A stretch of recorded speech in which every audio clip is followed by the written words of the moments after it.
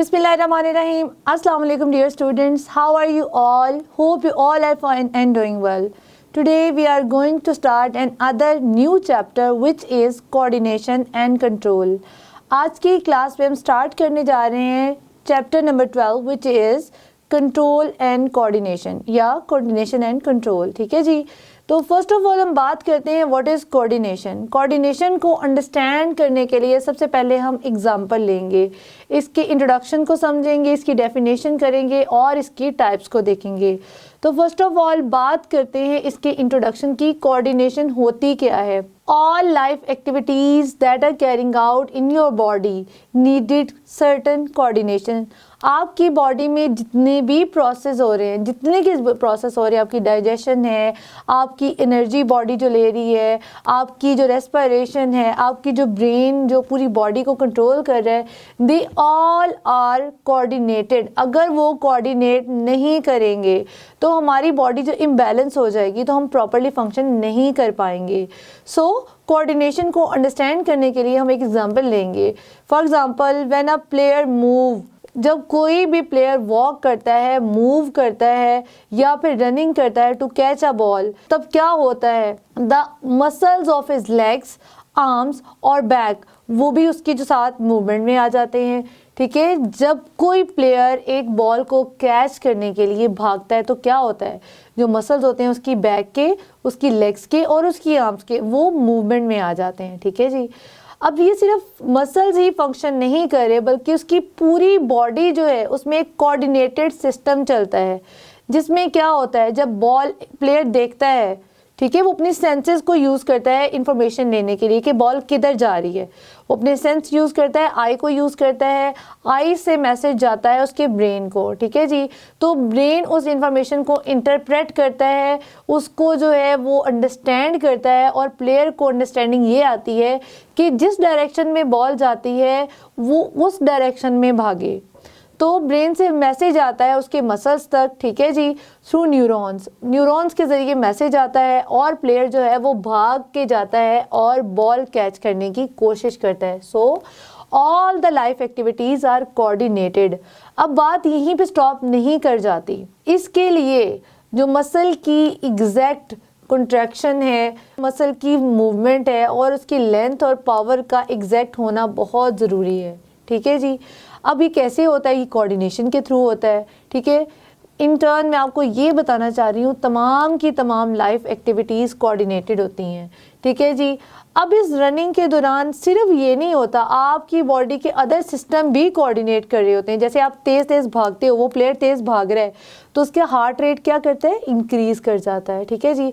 Blood pressure जो होता है उसको एडजस्ट किया जाता है ताकि उसकी रनिंग को प्रॉपर बनाया जा सके. इसके अलावा थर्ड चीज़ ये होती है, उसकी बॉडी से एक्स्ट्रा हीट जो प्रोड्यूस हो रही होती है ड्यूरिंग रनिंग, उसको भी बॉडी से रिमूव किया जाता है. उसकी जो ब्रीदिंग है वो भी बढ़ जाती है, उसका रेट ऑफ रेस्पिरेशन भी बढ़ जाता है.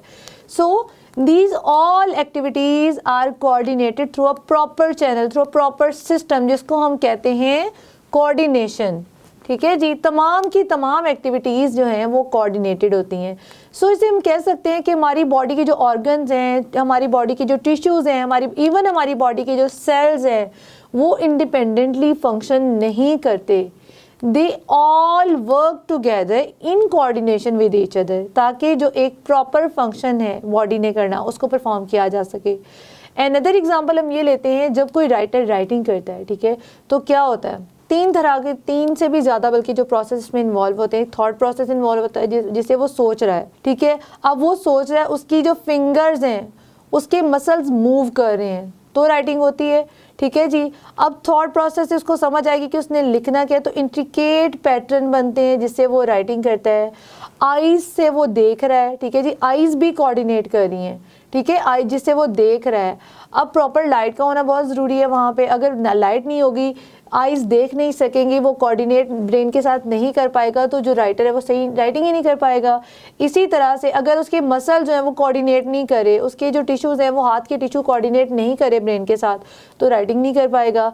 इसी तरह से अगर उसका थॉट प्रोसेस है वो किसी और तरफ है, ठीक है, वो सोच नहीं रहा, तो डेफिनेटली वो राइटिंग नहीं कर पाएगा. सो किसी भी काम को करने के लिए एक प्रॉपर जो है कोऑर्डिनेशन का होना बहुत ज़रूरी है ताकि वो फंक्शन प्रॉपरली परफॉर्म किया जा सके। आई होप आपको कोऑर्डिनेशन का जो कॉन्सेप्ट है वो समझ आ गया होगा। ठीक है जी, ये तो हो गया कोऑर्डिनेशन का इंट्रोडक्शन। अब बात करेंगे डेफिनेशन की। What is coordination?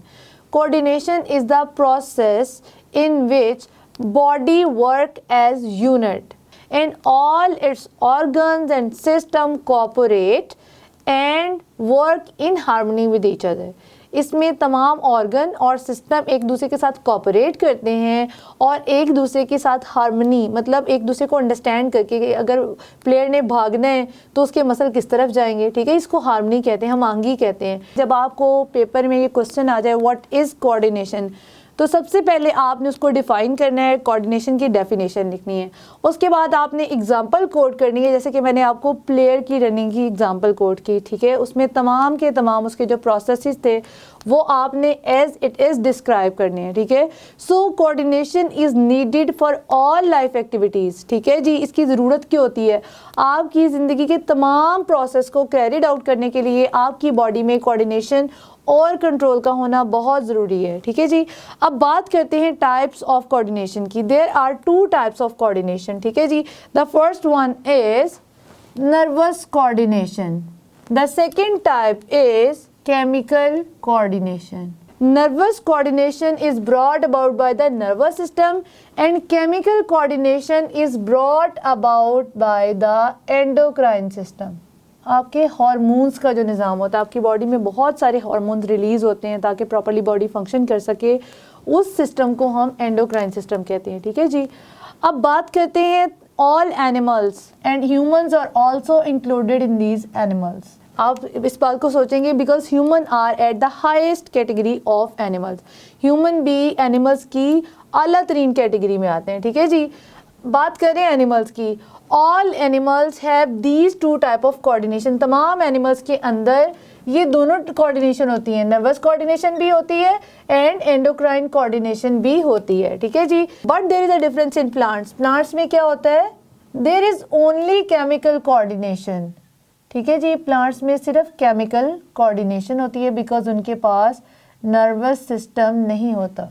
जब बात करेंगे ऑल एनिमल्स की, तो ऑल एनिमल्स में these two types of coordination are present, but in plants there is only chemical coordination which is brought about by the endocrine system. ठीक है जी, अब बात करते हैं यूनिसेलुलर ऑर्गेनिजम्स की, single cell organism. Unicellular organism में भी कोऑर्डिनेशन होती है बिकॉज उनको भी रिस्पॉन्स करना होता है अपने एक्सटर्नल इन्वायरमेंट में होने वाले चेंजेस को, जो एक्ट करता है उनकी बॉडी पे as a stimuli. In unicellular organism this coordination is brought about by the chemicals also. ठीक है जी, यूनिसेलुलर ऑर्गेनिज्म में भी केमिकल कोऑर्डिनेशन होगी बिकॉज उनके इन्वायरमेंट में भी चेंजेस आ सकते हैं, जो चेंज आती है तो उसके अकॉर्डिंग उनको रिस्पॉन्स करना होता है।